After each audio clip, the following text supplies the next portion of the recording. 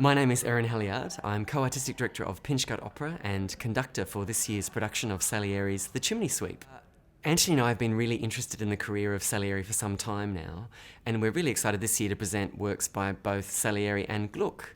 And the relationship between the two composers is quite interesting. Salieri was seen as Gluck's protege, and Gluck mentored him and was responsible for many great commissions. So it's really exciting for the first year where we're presenting two productions to present this formidable duo of two great 18th century composers. I first came across the score of Der Rauchfangkehrer in German, or in English, The Chimney Sweep, when I was doing my doctoral research. And it's quite interesting because the libretto was written by a person called Leopold Auenbrugger, who was a surgeon at the time. And he had two very talented daughters who were musical and played the keyboard. That's Katharina and I think it's Anna. And they're related with Haydn research. Haydn dedicated some sonatas to them, and also Mozart wrote for them. And it was by way of looking at their works that I discovered that their father wrote this libretto.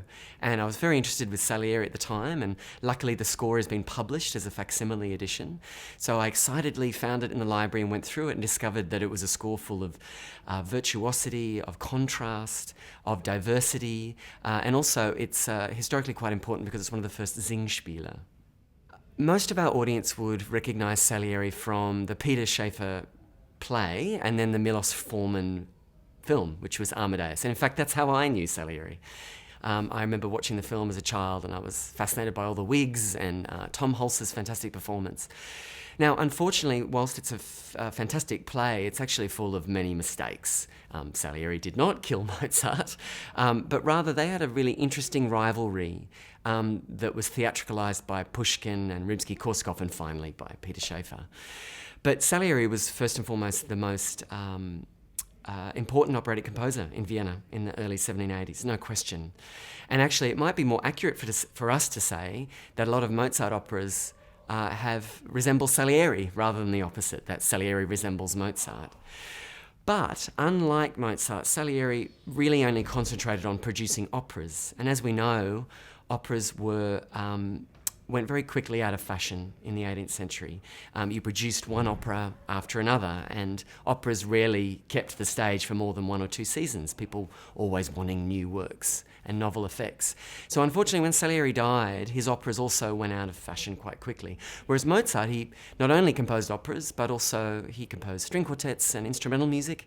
And when he died, his widow Constanza very quickly started a cult of popularity around his death, and so she ensured that his music would survive. And unfortunately, Salieri's didn't. But in the last 20 years or so, we've been seeing a resurgence of Salieri's music, and I'm very proud to say that Pinchgut is a part of that movement. This has been, as with all Pinchgut productions, a great journey of discovery for me, in that it's freshly made. We decided to stage this production, and that meant me finding the facsimile of Salieri's autograph, turning it into edition and going through the score. And what's been fascinating for me is this is my first engagement with a Salieri score.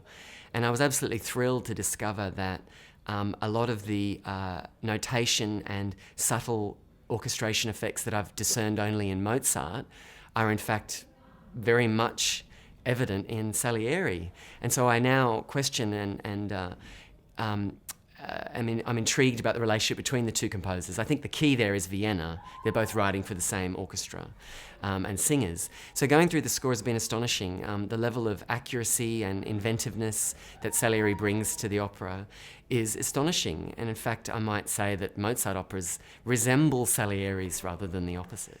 At the time, Salieri was unquestionably regarded as the world's greatest operatic composer. We tend to think that Mozart was thought of at that time as one of the greatest, and that's certainly true, but his reputation only grew in his later career. Unfortunately, that was cut very short by his early death.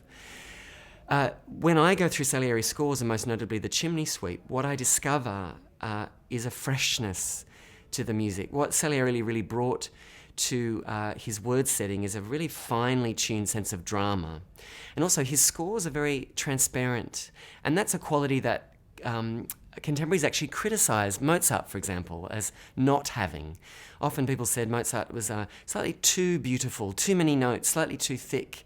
And that might be true, you know. We apprehend the world of 18th century opera through Mozart's eyes rather than through the eyes of other contemporaries.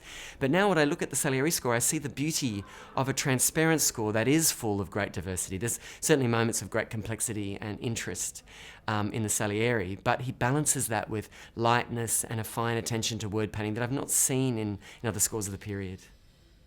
I think one of the biggest differences between Salieri and Mozart's operas is that Salieri was a native-born Italian who really earned his spurs, as it were, in Italy. Now, Mozart did too, at a very young age, the age of about 14, 15, but Salieri did so as a seasoned 20-year-old.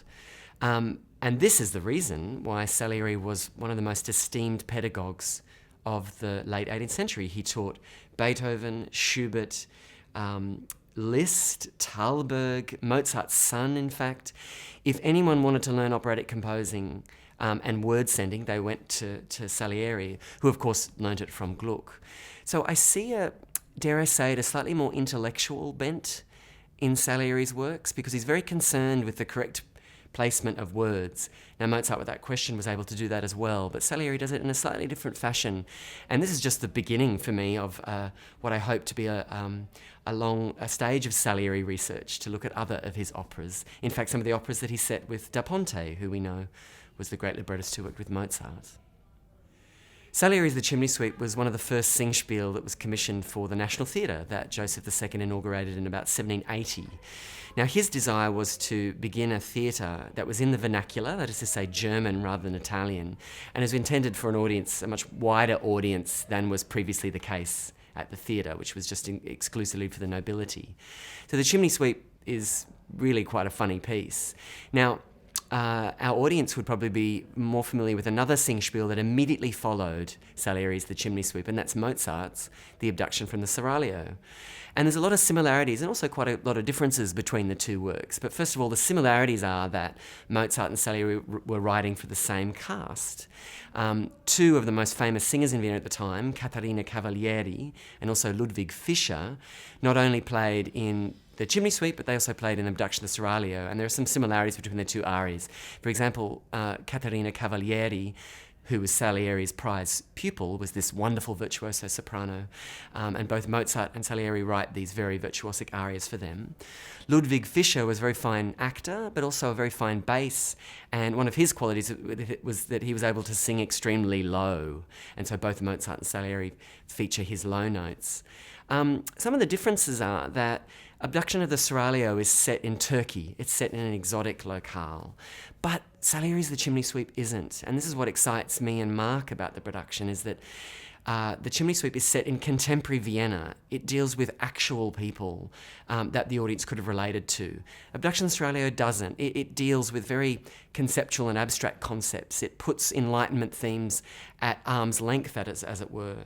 Chimney Sweep very much embraces them. And so we see in Salieri's work a very fine and I think detailed and diverse discussion of these classic Enlightenment themes. And one of them is the exposure of hypocrisy. So in The Chimney Sweep, the servants show their masters up for the hypocrites that they are.